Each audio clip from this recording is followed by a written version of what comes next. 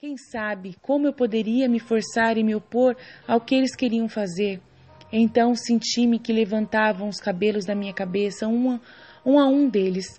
Um suor frio me penetrou nos ossos e senti os nervos e os ossos sendo separados um por um, e eles estavam lutando juntos para me colocarem mais medo. Em outras ocasiões, senti-me tentada por tantas tentações de desespero e suicídio que às vezes me encontrava perto do poço, ou até mesmo de alguma faca. Senti-me puxando ou mesmo pegando a faca e me matando, e foi tanta força que tive que fazer para escapar que senti a dor da morte. E enquanto estava fugindo, senti que vinham me sugerindo que para mim era inútil viver, depois de ter cometido tantos pecados. Deus me abandonara porque eu não tinha sido fiel. Na verdade, senti que tinha feito tantas iniquidades que nenhuma alma no mundo havia cometido. Portanto, para mim não havia mais piedade nem esperança. Nas profundezas de minha alma, me senti repetindo: como você pode viver sendo inimigo de Deus? Você sabe o que Deus está vendo? Você tão indignada, blasfemando, odiando? Ah, o imenso Deus que a rodeou, e você, sob os seus próprios olhos, se atreveu a ofendê-lo. Você perdeu o Deus da sua alma. Quem lhe dará agora paz? Quem te livrará de tantos inimigos? Foi uma dor tão grande que não fiz nada além de chorar. Às vezes eu começava a orar e os demônios, para aumentar meu tormento, sentiam que eles vinham em cima de mim. E aqueles que me agrediam, aqueles que me picavam e aqueles que estavam me sufocando a garganta. Uma vez me lembro que, enquanto eu rezava, senti meus pés puxarem debaixo da terra, abrirem as chamas, saírem e eu estar afundando nelas. Tal era o medo e a dor que permaneci meio morta. Para que me recuperar daquele estado, Jesus Cristo me aplaudisse, me fizesse entender que não era verdade, que eu não tinha colocado a vontade para ofendê-lo, e que eu mesma poderia saber da dor amarga que senti, que o diabo era um mentiroso e que eu não deveria ouvi-lo, que por enquanto eu tinha que ter paciência para sofrer esses assédios, e que então a paz tinha que vir. Então aconteceu enquanto isso, quando cheguei aos extremos e às vezes me colocava em tormentos ainda mais amargos. No ato deste conforto, a alma estava convencida, porque diante dessa luz é impossível para a alma não aprender a verdade. Mas depois que eu estava na luta, eu estava no mesmo estado de antes. Ele ainda me tentava a não ir comungar, me convencendo de que depois de ter cometido tantos pecados, era uma ousadia ir até lá, que se eu usasse não viria Jesus, mas o demônio, e tantos tormentos seriam dados para mim que ele me mandaria a morte. Mas a obediência superou, e verdade que às vezes sofri uma punição mortal, de modo que dificilmente poderia recuperar-me depois da comunhão. Mas como o confessor queria que eu fizesse isso absolutamente, não pude fazer o contrário, então eu lembro que fiz isso várias vezes. Também me lembro de que às vezes, enquanto eu orava à noite, os demônios amorteciam a lâmpada e às vezes rugiam para me fazer medo. Outras vezes, vozes fracas, como se estivessem morrendo, mas quem pode dizer tudo o que eles fizeram? É impossível. Eram tantas formigas, eu me senti tão forte que não senti mais esse medo de antes. E eu fiz assim.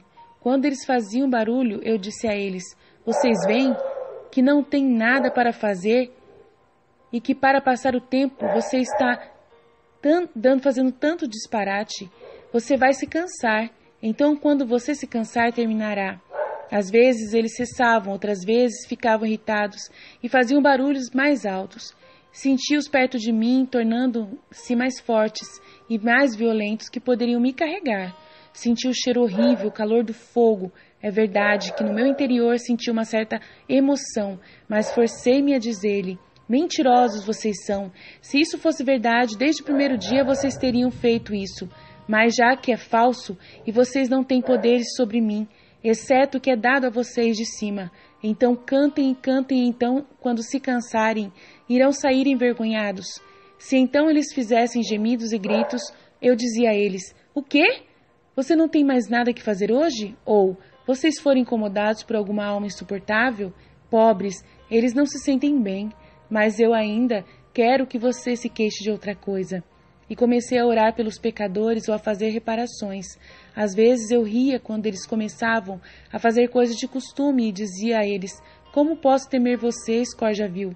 Se vocês fossem poderosos, não teriam feito tanta bobagem. Vocês mesmos não se envergonham por estar sendo ridicularizados? Se eles se mantessem com blasfêmias, tentassem com blasfêmia ou ódio contra Deus, eu lhes oferecia aquela dor muito amarga, aquela força que eu estava fazendo a mim mesma, porque enquanto eu via que o Senhor merecia todo o amor, todo o louvor, e eu fui forçada a fazer o oposto. Reparação por alguma alma foi tirada deles. Pobres, eles não se sentem bem, mas eu ainda quero que você se queixe de outra coisa, em reparação para muitos que livremente blasfemam e que nem sequer se lembram de que existe um Deus que é obrigado a amá-lo novamente.